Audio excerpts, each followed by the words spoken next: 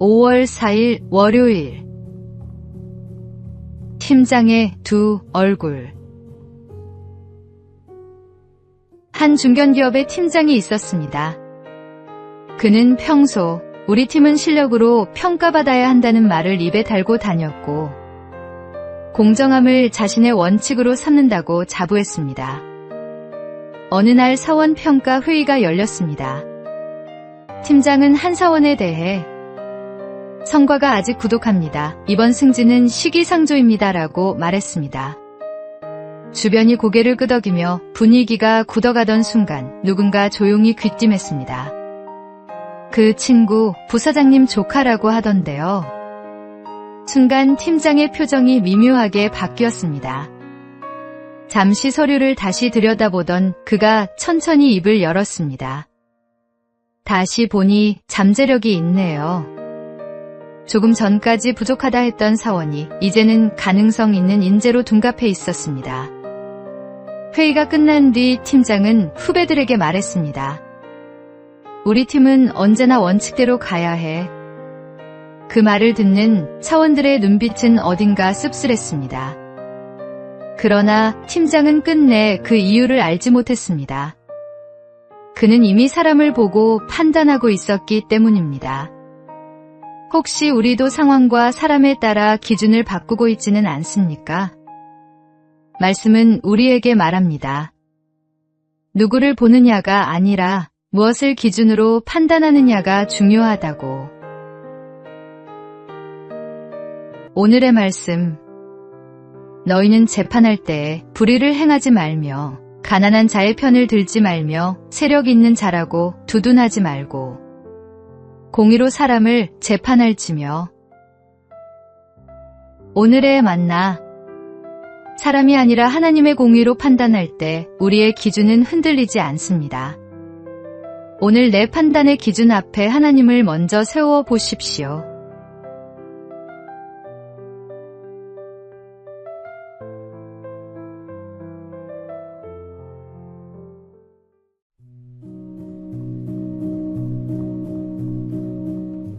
(5월 5일) 화요일.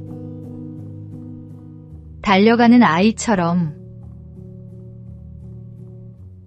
어느 주일 예배를 마치고 나오는 길에 문득 발걸음을 멈추게 되었습니다.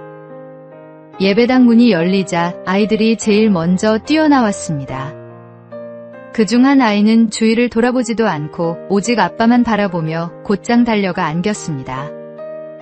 이미 아침에도 얼굴을 보았을 텐데 그 아이에게는 다시 만나는 그 순간이 가장 기쁜 시간이었습니다. 그 모습을 바라보며 문득 이런 생각이 떠올랐습니다. 하나님도 우리에게 바로 이런 마음을 바라시지 않을까 하고 말입니다. 우리는 종종 예배의 자리에서도 다른 생각과 시선의 마음을 빼앗기곤 합니다. 찬송을 부르면서도 머릿속은 이미 점심 메뉴를 고르고 설교를 듣는 동안에도 눈은 어느새 다른 곳을 향합니다. 예배 시간에 앉아 있으면서도 마음은 이미 예배당 밖을 서성이고 있는 것입니다. 그러나 예배란 본래 아버지께로 달려가는 행위입니다. 어떤 치장도 어떤 완벽한 준비도 필요 없습니다. 그저 아버지만 바라보며 달려가는 그 아이의 마음. 그것이 바로 예배의 본질입니다. 오늘 하루 어린아이처럼 오직 아버지를 바라보며 그 품으로 달려가는 예배자가 되어 보십시오. 오늘의 말씀. 하나님은 영이시니 예배하는 자가 영과 진리로 예배할지니라. 오늘의 만나. 아이가 아빠에게 달려가듯 아무것도 계산하지 않고 오직 한 분만 향하는 그 마음이 하나님이 기다리시는 예배입니다.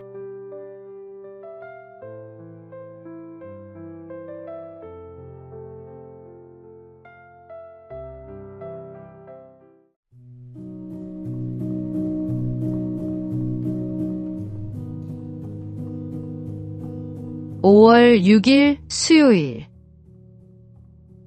스티커처럼.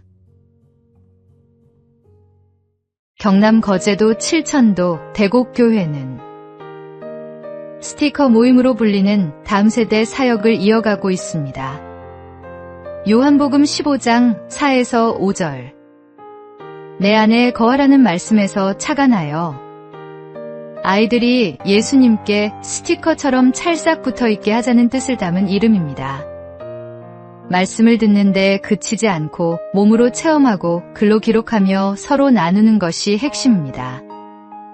이 사역을 이끄는 차재철 목사는 아내를 암으로 떠나보낸 뒤 공황장애와 뇌경색까지 겪으며 무너질 뻔했습니다. 그때 성도들이 찾아와 말했습니다.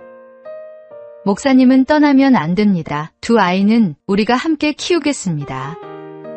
그 한마디가 그를 다시 세웠습니다. 불과 몇 해 전 5명이던 주일학교가 이제 17명으로 넘쳤습니다. 비결은 화려한 시설이 아닙니다. 직접 기타와 우쿨렐레를 가르치고 아픈 성도를 병원에 데려가며 홀로 사는 어르신의 보일러를 고쳐주는 작은 섬김들이 쌓인 결과입니다. 달란트를 움켜쥐지 않고 내어놓을 때 하나님은 그 작은 손 위에서 당신의 일을 시작하십니다. 오늘의 말씀. 내 안에 거하라. 나도 너희 안에 거하리라. 가지가 포도나무에 붙어있지 아니하면 스스로 열매를 맺을 수 없음 같이 너희도 내 안에 있지 아니하면 그러하리라. 오늘의 만나. 예수님께 스티커처럼 붙어있는 것, 그것이 신앙의 전부입니다. 거창한 결심보다 오늘 하루 그분 곁에 머무는 것이 먼저입니다.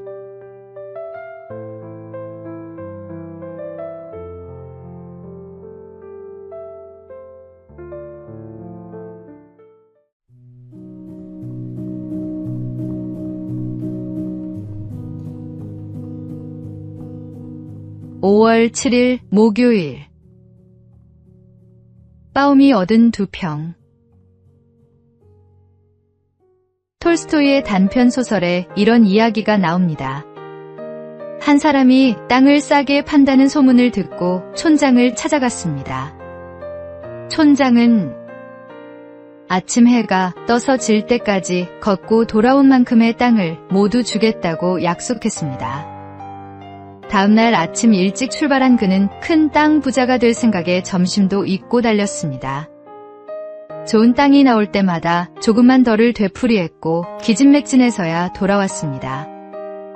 해가 지기 전에 간신히 출발점에 도착했지만 너무 지쳐 그만 쓰러져 죽고 말았습니다. 그의 이름은 빠움. 톨스토이는 이렇게 끝맺습니다.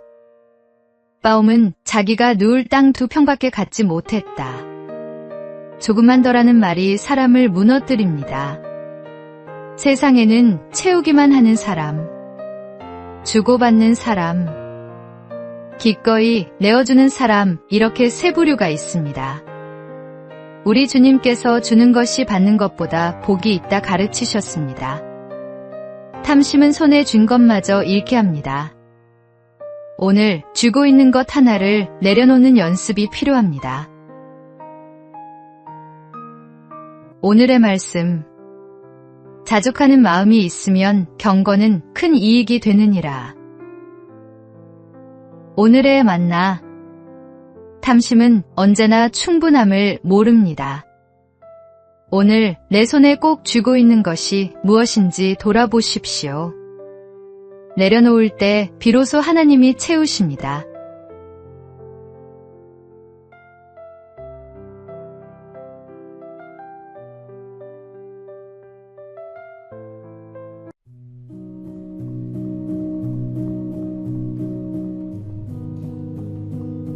(5월 8일) 금요일. 아빠개구리의 하품.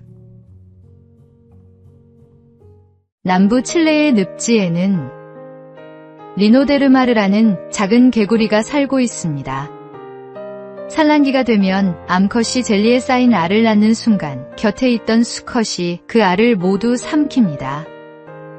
먹으려는 게 아니라 보살피기 위해서입니다. 수컷은 소리주머니 속에 알을 소중히 품고 기르는 동안 개구리 본업인 울음소리도 포기합니다. 먹는 것도 절제하며 위험에 대비합니다.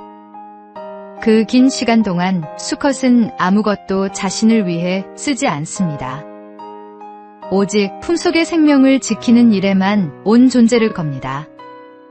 알이 완전히 자랐다고 판단되면 비로소 긴 하품을 하듯 새끼 개구리를 세상으로 내보냅니다. 아빠 개구리의 헌신과 보살핌을 통해 새끼들은 비로소 아름다운 세상에서 생명을 이어갑니다. 때로 우리는 사는 게 왜 이렇게 힘들까? 내가 왜 태어나서 이 고생일까 하며 부모님을 원망하기도 합니다.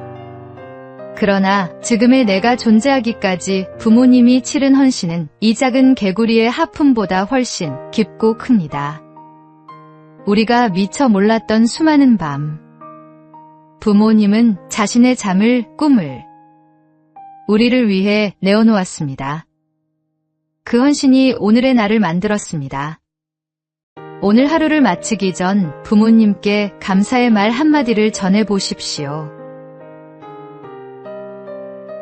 오늘의 말씀. 내 부모를 공경하라. 그리하면 내 하나님 여호와가 내게 준 땅에서 내 생명이 길리라. 오늘의 만나. 나를 낳고 기른 손들이 얼마나 많이 희생했는지 생각해 보십시오. 감사는 마음속에만 두기에는 너무 귀한 것입니다.